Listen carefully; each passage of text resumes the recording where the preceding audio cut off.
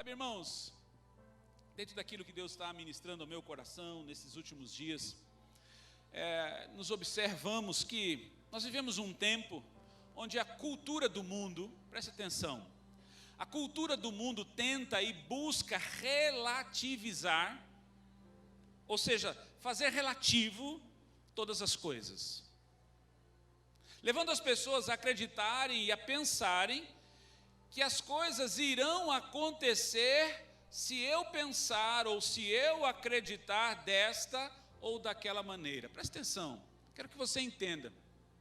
Por exemplo, vou dar alguns exemplos para você entender. Algumas pessoas, elas não vão ao cemitério. Alguém conhece alguém que não vai no cemitério? Não frequenta, não estou dizendo você, alguém conhece? Eu conheço pessoas.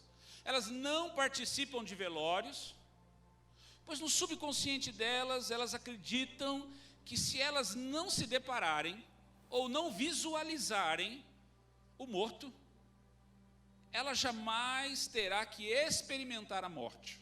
É uma fuga. Outros não proferem o nome do diabo, pois acreditam que se assim fizerem, o diabo não os perturbará, ou não os atacará, ou até mesmo, nem mesmo existirá. Outros ainda preferem não saber ou dar atenção às coisas espirituais, mesmo acerca de Deus, pois assim eles acreditam que não terão que lidar com o mundo sobrenatural. Há ainda aqueles que, de outro modo, mesmo sabendo, presta atenção, mesmo sabendo que alguma prática é errada, mas de tanto falar e repetir, vão moldando as suas mentes para passar a acreditar que aquilo não é mais errado, e sim comum e correto neste tempo. Ou seja, eles pensam e acreditam que aquilo que eles podem ver, entender, assimilar e acreditar é o que irá definir o que existe e o que não existe para ele. Como se isto o isentasse das responsabilidades, ou melhor, das consequências das suas escolhas e decisões. Quantos vivem assim hoje? Fogem de não saber, ou se blindam nessa capacidade de dizer, não, eu acho que é assim, pronto, acabou. Quantos vivem assim hoje? Dentro e fora da igreja. Sim, dentro da igreja tem. Por exemplo, quantos sabem o que está escrito na palavra de Deus, mas mesmo assim, criam em suas mentes justificativas, argumentos e pensamentos pessoais para buscar isentá-los das consequências de suas decisões? Sim ou não? Pensa um pouquinho. Quantos vivem assim? Por isto, a maior preciosidade que Deus deu a você, deu a mim, deu a você, deu a nós, é a mente. Pois tudo passa pela mente. Abra sua Bíblia aí em Mateus capítulo 6.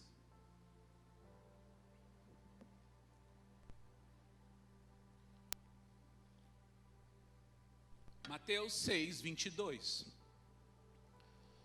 Quando Jesus falou sobre isso, olha só o que Jesus disse. Mateus 6, 22. A lâmpada do corpo são os olhos. Se os teus olhos forem bons, todo o teu corpo terá luz.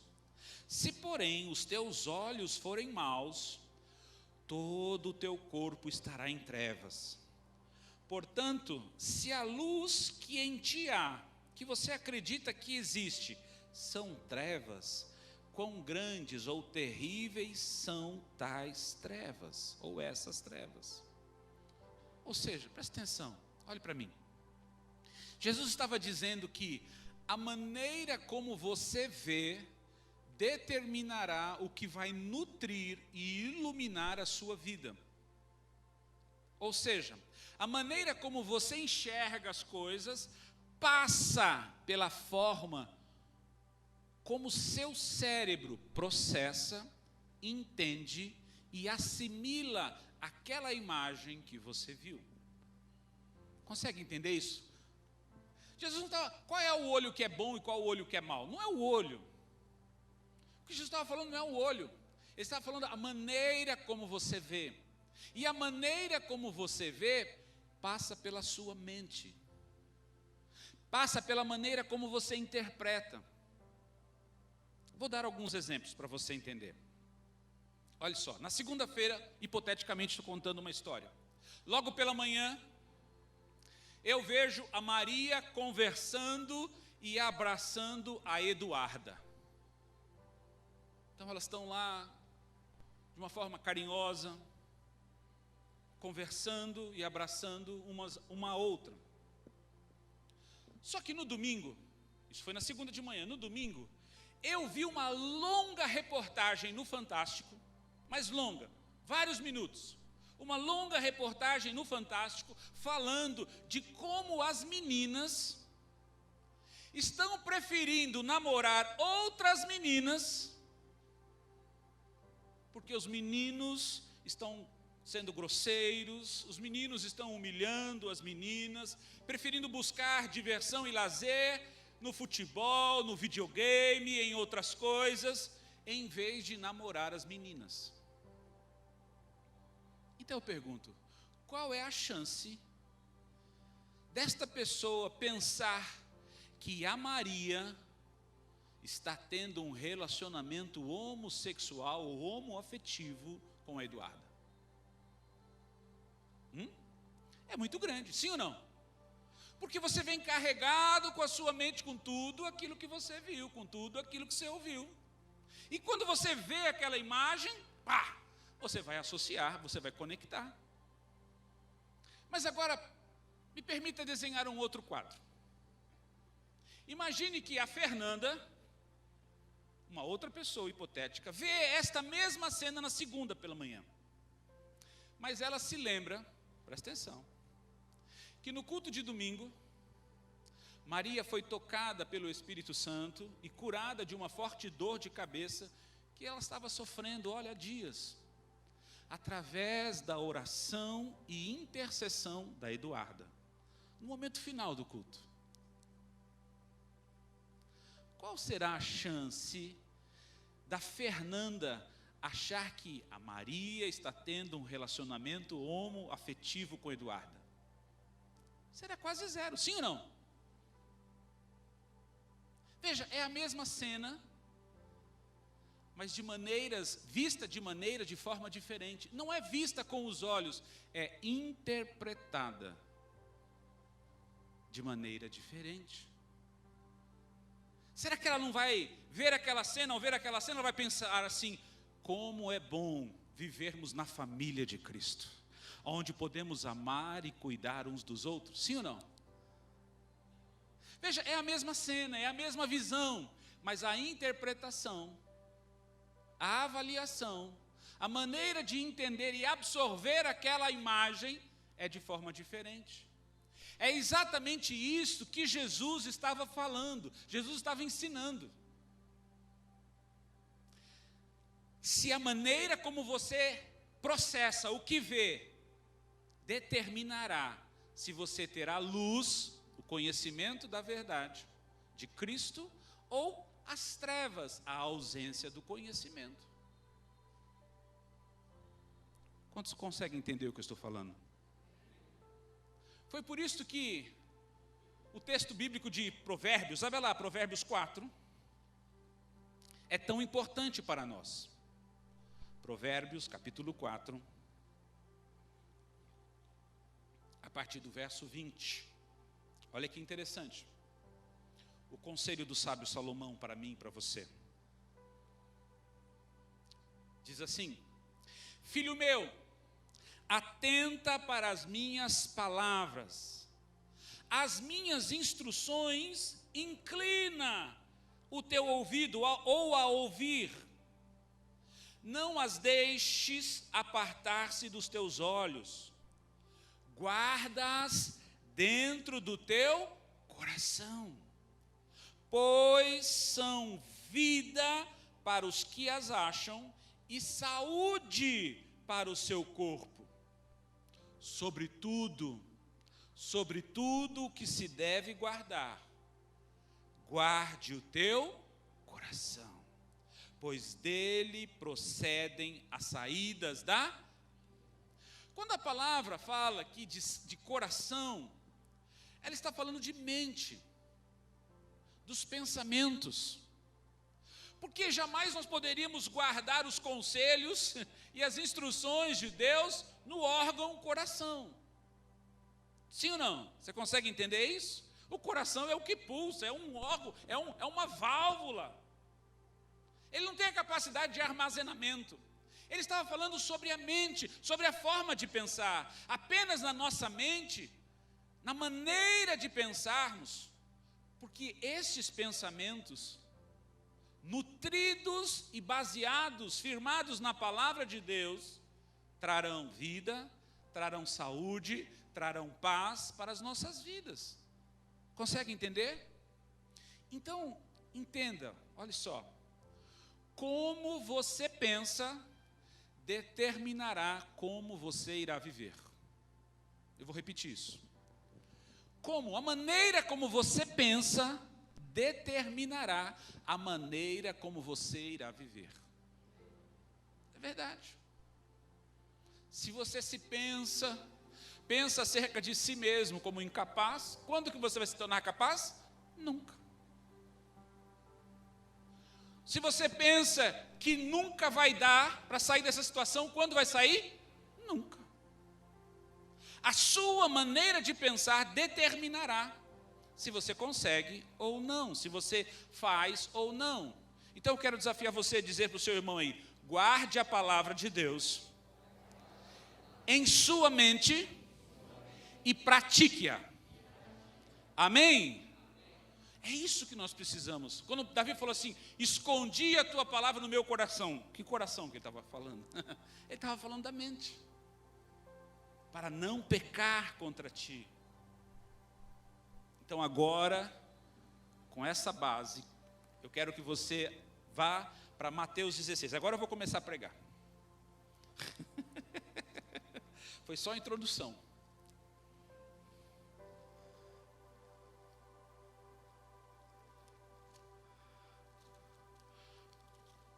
Irmãos, quantos sabem que todos nós temos uma história? Quantos sabem? Você só chegou aqui porque a sua história te trouxe aqui, sim ou não?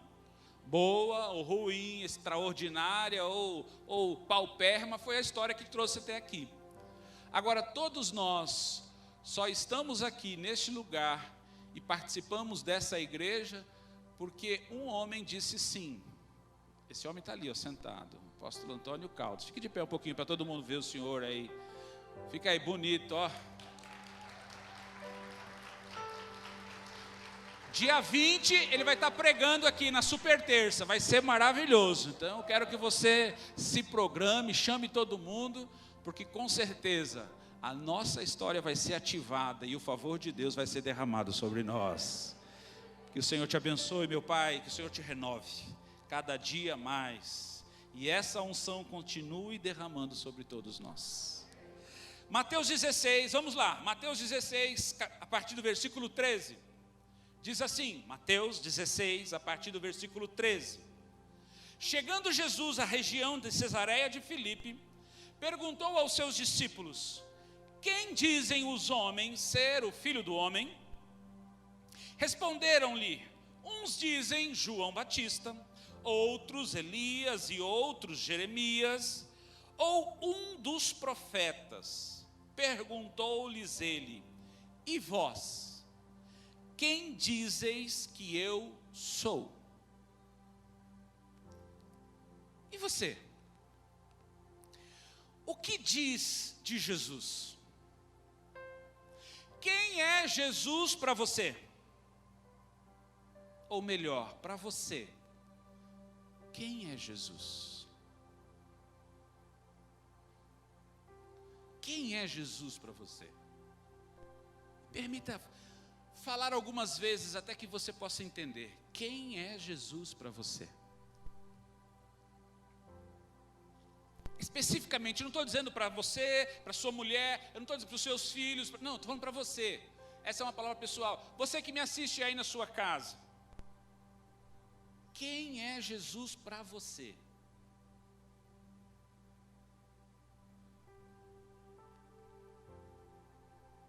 Jesus é o menino que nasceu da Virgem Maria. Jesus é o bebê da manjedoura que todo ano você monta o presépio no canto da sua sala.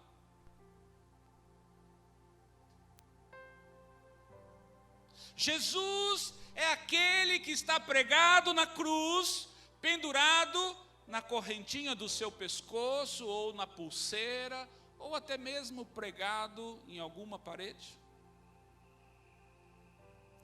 Quem é Jesus para você? Quem é Jesus para você? Porque quem Jesus for para você, em sua mente, é este Jesus que se manifestará em sua vida. Você consegue entender? Preste atenção. Se você crê que Jesus é apenas aquele que nasceu da Virgem Maria, será este indefeso e incapaz que você terá em sua mente quando pensar em Jesus. Se você crê que Jesus é aquele bebê que nunca cresce e é sempre dependente de sua mãe, conforme você vê no presépio todos os anos, será este Jesus que você terá em sua mente, entendendo que é sua mãe que manda na sua vida. Se você crê que Jesus é aquele que ainda está pendurado na cruz, eu te pergunto, como então ele poderia ajudar você em seus problemas e desafios, se ele não pôde ajudar a si mesmo?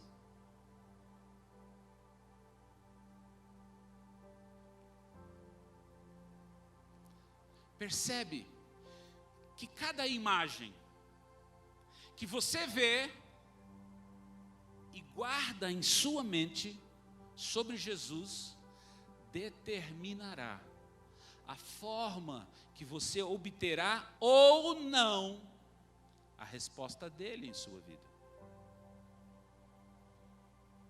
Se eu e você queremos obter a vida plena e abundante que Deus criou e entregou a nós através de Jesus, nós precisamos saber realmente quem é Jesus para nós, para você. Quantos entendem o que eu estou falando? A resposta dos discípulos, nesse texto de Mateus 16, demonstra como as pessoas viam e identificavam a Jesus. Olha só, Mateus 16, versículo 14, nós lemos: responderam-lhe eles, uns dizem João Batista, outros dizem Elias, outros dizem ainda Jeremias, e outros dizem um dos profetas. Olha só, uns achavam que Jesus, ele era João Batista. Meu irmão, João Batista tinha sido preso e executado por Herodes há alguns meses atrás. João Batista era primo de Jesus. Foi João Batista que apresentou Jesus e reconheceu como filho de Deus. Como agora Jesus seria João Batista? Mas outros achavam que ele era o profeta Elias. O profeta Elias que viveu há mais de 900 anos atrás. Outros achavam que ele era o profeta Jeremias, que viveu há mais de 600 anos atrás. Outros ainda acreditavam que ele era apenas um dos profetas. Agora preste atenção. Se as pessoas que viam e conviviam com Jesus, muitos não sabiam quem ele realmente era, será que nós não podemos estar enganados de quem realmente Jesus é? As pessoas que conviviam, que estavam ali do lado, não sabiam. Será que nós, 2000 anos depois, mesmo com toda a capacidade, com toda a ciência, com o Google, né? Eu vi uma frase do dia, falou assim, olha, me respeita porque eu me formei antes do Google existir. É porque eu já faço. Qualquer dúvida você aperta lá, no Google tem a resposta. A gente tinha que ir, eu não ia muito na biblioteca, mas minha mulher ia. Meu pai tinha em casa uma enciclopédia. Tinha acho que uns 30 livros. Sabe, irmãos, será que nós, hoje, não podemos estar enganados sobre de quem Jesus realmente é? Com toda certeza, Jesus não era João Batista. Com toda certeza, Jesus não era Elias, nem Jeremias, nenhum dos profetas. Eu quero dizer para você, Jesus é o Filho de Deus e Ele é único. Falamos isso domingo retrasado. Mais do que isso, olha só, se você puder anotar, Jesus é o Cristo. Mateus 16 diz assim, o verso seguinte: e Simão Pedro respondendo disse, tu és o Cristo, o Filho do Deus vivo. Ou seja, Jesus é o Messias, o ungido, o enviado de Deus, que tem poder para nos salvar de todo o mal, amém? Mas Jesus também é o Cordeiro de Deus. Olha só o que João disse lá no capítulo 1 de João, verso 29. Se der tempo eles vão projetar. No dia seguinte, João viu Jesus, que vinha para ele e disse, eis aí o Cordeiro de Deus que tira o pecado do mundo. Ou seja, Jesus é aquele que veio ao mundo para ser imolado, sacrificado como um cordeiro em nosso lugar, a fim de que através da sua morte pudéssemos ser livres do pecado, da morte e do inferno, amém? Mas não para aí, ele próprio diz, eu sou a porta, João 10:9, eu sou a porta, se alguém entrar por mim, salvar-se-á, entrará e sairá e achará pastagens, ou seja, todo aquele que entrar por ele, que reconhecê-lo, será salvo e suprido em toda a sua vida, amém? Ele ainda é o caminho, a verdade e a vida, segundo ele disse em João 14, disse-lhe Jesus, eu sou o caminho, eu sou a verdade, eu sou a vida, ninguém vem ao Pai senão por mim. Ou seja, quando entramos e trilhamos por seus ensinamentos e conselhos, nós encontramos a verdade, encontramos a vida, além de podermos chegar e nos relacionar o verdadeiro e único Deus.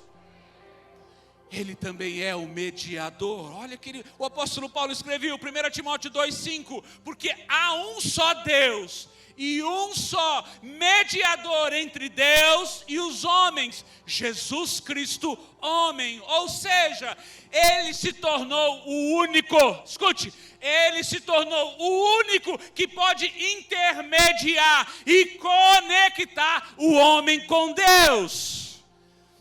Mas não para aí, ele também é Emanuel. Mateus 1:23, eis que a virgem conceberá e dará à luz um filho, e ele será chamado pelo nome de Emanuel, que traduzido é Deus conosco ou Deus em nós. Ou seja, a partir da vinda, do nascimento de Jesus, Deus não estaria apenas junto de nós, ou conosco no tabernáculo de Moisés, mas Ele estaria dentro de nós, habitando dentro de mim e de você, meu irmão. Entenda. Mas Ele não ficou como um bebê. Ele não ficou como aquele que nasceu na manjedoura. Ele cresceu. E Ele se tornou o pastor e bispo das nossas almas. Em 1 Pedro 2:25 diz assim: porque éreis, eu e você, como ovelhas desgarradas, mas agora tendes voltado ao pastor e bispo da vossa alma. Ou seja, estávamos perdidos, eu e você em casa, estávamos perdidos, espalhados, sem direção, sem proteção, mas Jesus veio e se tornou o nosso pastor, o nosso guia e o nosso protetor. Mas para que isso acontecesse, Ele se tornou, olha só, o leão da tribo de Judá. Apocalipse 5:5 diz assim: e disse-me um dos anciãos, não chores, eis aqui o leão da tribo de Judá, a raiz de Davi, que venceu para abrir o livro e desatar os seus 7 selos.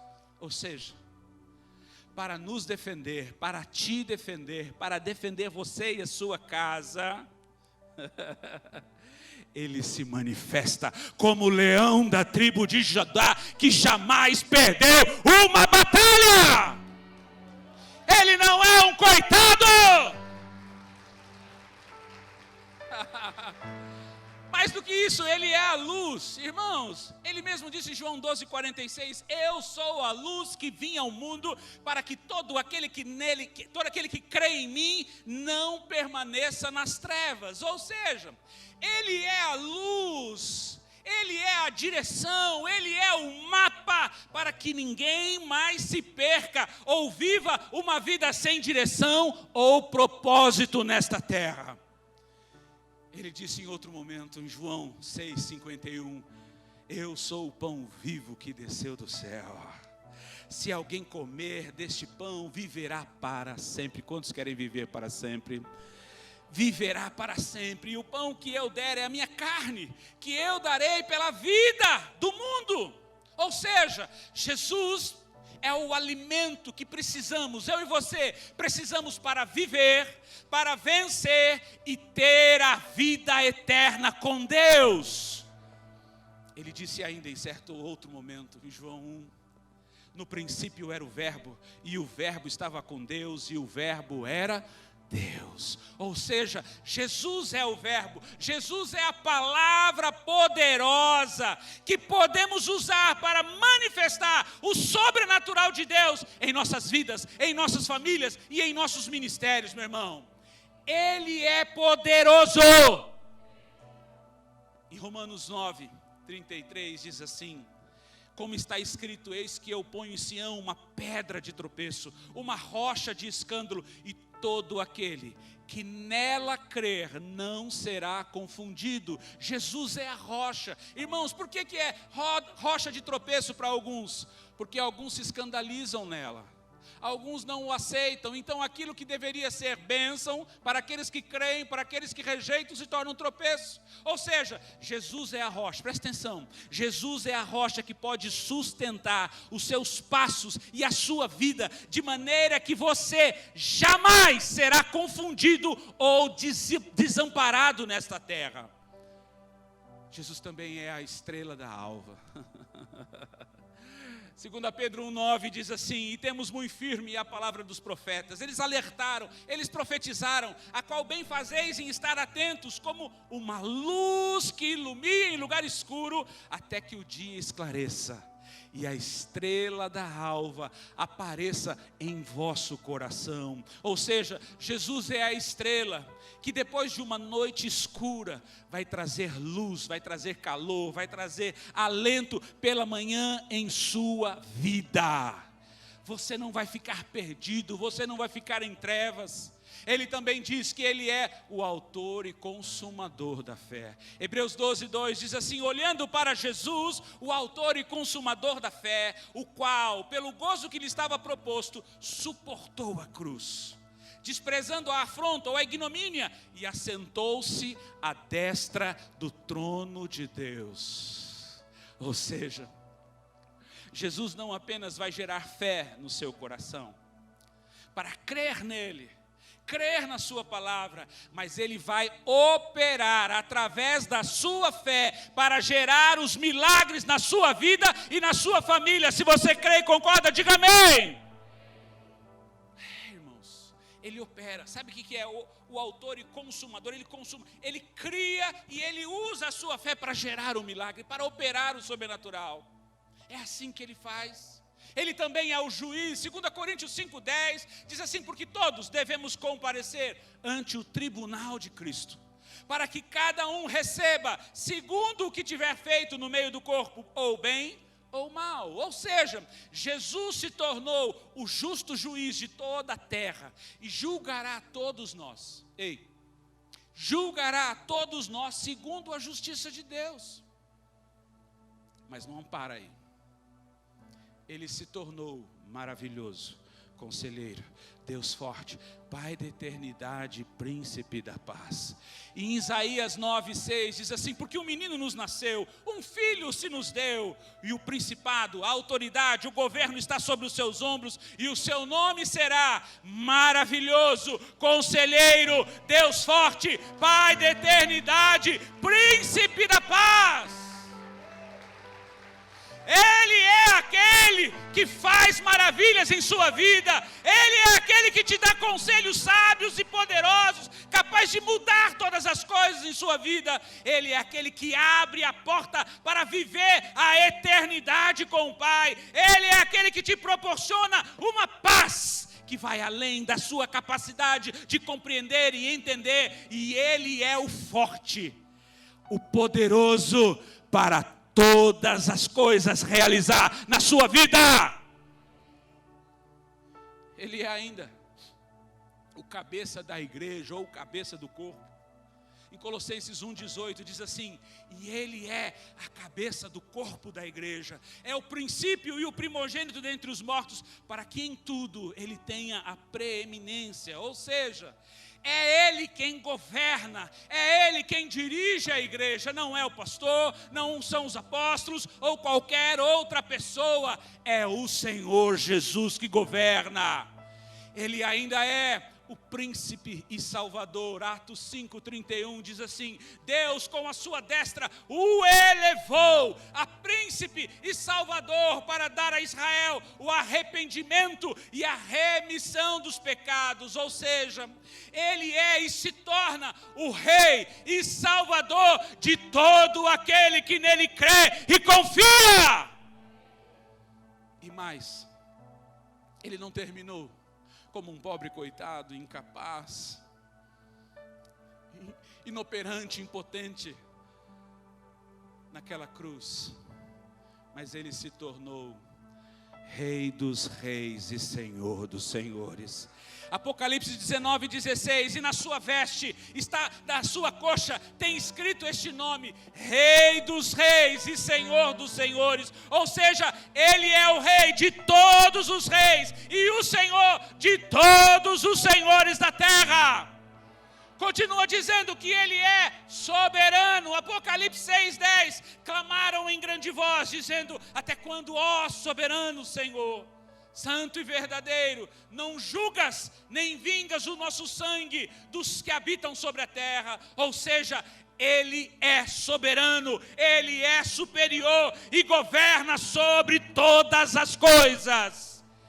Diz ainda: Ele é o Todo-Poderoso. Apocalipse 1:8, Ele diz assim: eu sou o Alfa, eu sou o Ômega, o princípio e o fim, diz o Senhor, que é, o que era e o que há de vir, o Todo-Poderoso. Ele tem poder para fazer qualquer coisa em sua vida. Ele é o Senhor. E 2 Coríntios 4:5 diz assim: porque nós não nos pregamos a nós mesmos, o apóstolo Paulo falando, mas pregamos a Cristo Jesus, o Senhor, o Senhor, o Senhor, e nós mesmos somos vossos servos por amor de Jesus. Ou seja, Ele é o Senhor, Ele é o Rei, Ele é o dono, Ele é o poderoso sobre todos.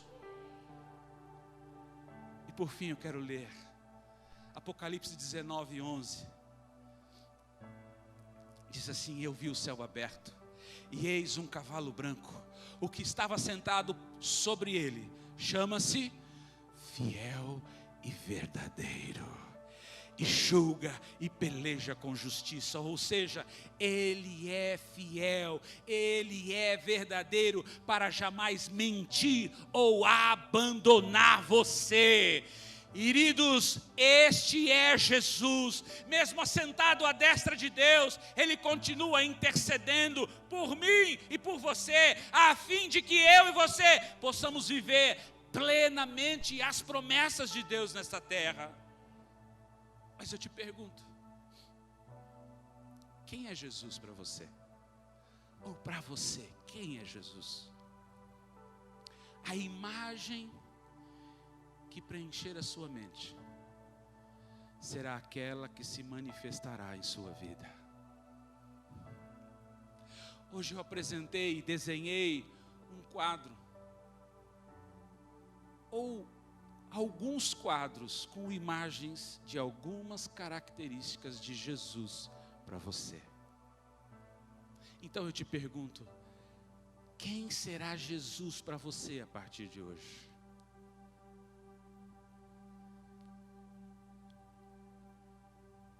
Quando Pedro disse: tu és o Cristo, o Filho do Deus vivo, nunca mais eles se enganaram, nunca mais eles pensaram qualquer outra coisa senão a verdade de quem era Jesus. Com certeza, Jesus quer ser, e Jesus quer ter cada imagem destas em seu coração, em sua mente, para que você possa crer, para que você possa se valer de cada palavra, de cada promessa, de cada verdade de Deus para a sua vida. Mas toda essa trajetória, presta atenção, toda essa trajetória começa pela porta. E a porta de entrada se abre quando nós firmamos com Jesus uma aliança, onde reconhecemos que Ele tomou o nosso lugar naquela cruz. Olha o que diz Romanos 10. Romanos 10, versículo 8. Mas o que diz? A palavra está junto de ti, está na tua boca e no teu coração. Esta é, ou isto é, a palavra da fé que pregamos. Se com a tua boca confessares que Jesus é o Senhor, e em teu coração creres que Deus o ressuscitou dentre os mortos, serás salvo. Pois com o coração se crê para a justiça, e com a boca se faz confissão para a salvação. Para vivermos esta aliança e todas essas promessas, nós temos que crer com o coração e temos que confessar com os nossos lábios que Jesus morreu lá na cruz, em meu lugar, em nosso lugar, e Ele se tornou o único Salvador e Senhor das nossas vidas. Quantos querem fazer esta aliança com o Senhor Jesus hoje? Quantos estão dispostos a confessarem e a reconhecerem que Jesus morreu naquela cruz em nosso lugar? Quantos conseguem reconhecer que somente Jesus é o nosso Salvador? Vamos ficar de pé. E eu quero que você feche os seus olhos e você permita que o Espírito Santo possa ministrar ao seu coração. Você aí em casa, faça a mesma coisa. Feche os seus olhos, se coloque diante do Senhor. Permita que o Espírito Santo possa trazer luz, possa trazer entendimento sobre a sua vida. Sabe, queridos, Deus quer que você viva a plenitude das suas promessas. Deus quer que você experimente o sobrenatural, a vida plena, a vida abundante que Ele criou e preparou para você. Mas só podemos chegar lá se nós entrarmos pela porta que é Jesus. E isso fala de fazermos uma aliança com Ele. Feche os seus olhos e comece a falar com Ele. Faça uma oração sincera. Não são muitas palavras. Talvez um dia você já fez essa oração. Renove hoje. Reafirme hoje. Eu não sei como você tem vivido, mas uma coisa eu sei: Jesus está aqui, disposto a mudar a sua história, a estabelecer um novo tempo, um novo começo. Ele quer que você tenha uma vida plena. Ele quer que você tenha uma vida abençoada, completa. Fale com Ele. Fale com o Senhor, seja sincero. Diga-lhe que você o reconhece como o único Senhor e Salvador da sua vida. Reconheça que você cometeu erros e pecados e que você precisa dele para ser salvo. Jamais seremos salvos pelas nossas obras, jamais seremos salvos pela nossa força, pela nossa sabedoria, pelo nosso conhecimento ou prática. Reconheça. Reconheça que você falhou, reconheça que você errou e que você precisa dele para ser salvo. Diga que Ele é o único que pode mudar todas as coisas em sua vida. Ele é o único que pode mudar a maneira do seu viver. Declare que Jesus ressuscitou dentre os mortos e hoje está sentado à direita do Pai. Seja sincero com Ele. Peça para que Ele venha e faça morada em seu coração, porque esta é uma promessa dEle. Que Ele entre na sua vida, entre no seu coração, faça morada, habite em você. Peça que Ele escreva o seu nome no livro da vida e do Cordeiro, que há lá nos céus. Um livro de todos aqueles que firmaram uma aliança com Jesus. Um livro de todos aqueles que vão entrar na eternidade com Deus. Um livro daqueles que registram aqueles que decidiram amar a Deus e reconhecer a Jesus. Seja sincero com Jesus. Faça uma aliança verdadeira com Ele. No início eras a palavra. Fale com Ele. Com Deus Altíssimo.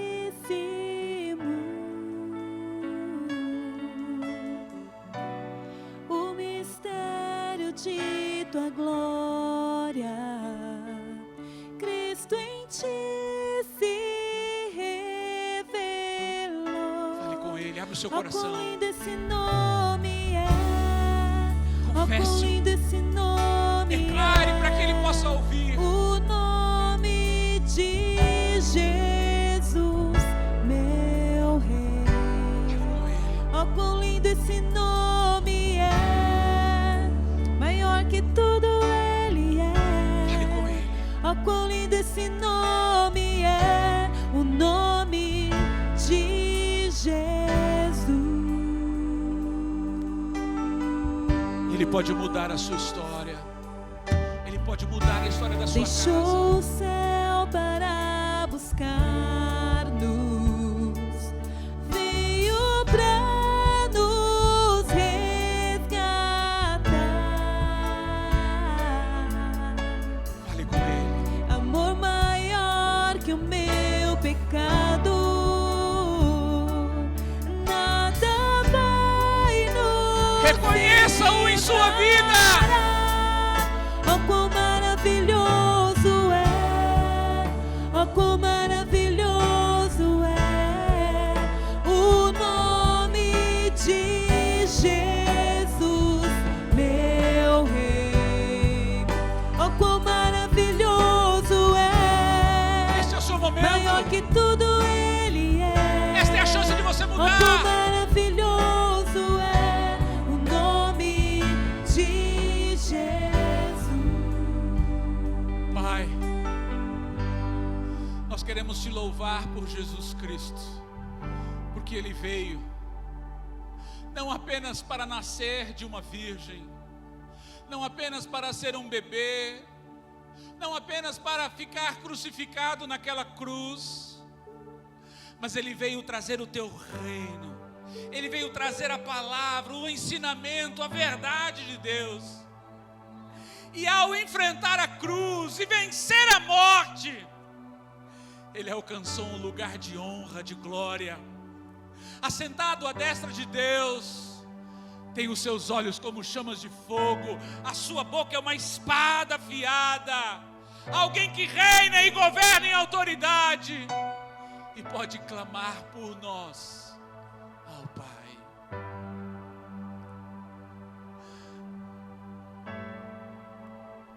Paizinho, não nos deixa perder a oportunidade, não nos deixa perder a chance de termos a nossa vida resgatada pelo sacrifício da cruz, liberta pelo sangue do Cordeiro, transformada pela palavra viva. Jesus, opera no nosso meio hoje, estabelece-nos hoje numa verdadeira aliança, abre-nos a porta sobre nós, Senhor, a porta das tuas promessas, e faz-nos trilhar por este caminho de verdade. Faz-nos amar e nos relacionarmos com o Senhor Jesus, ouvir os seus conselhos, ouvir a sua instrução. Transforma-nos hoje, Senhor. Transforma a nossa forma de pensar, transforma as nossas ações, as nossas palavras. Transforma-nos hoje, Senhor. Que tudo aquilo que estava morto seja revivido hoje, seja ressuscitado hoje. Porque quando Jesus entra, Ele traz vida, Ele traz transformação. Senhor Jesus, toca nas nossas vidas hoje. Quebra o jugo do aprisionamento, dos vícios, dos maus hábitos. Destrói toda a força do inimigo que tenta limitar e aprisionar os teus filhos. Traz liberdade hoje sobre o teu povo. Traz cura para aqueles que estão enfermos. Cura no corpo, cura na alma. Manifesta o teu poder hoje.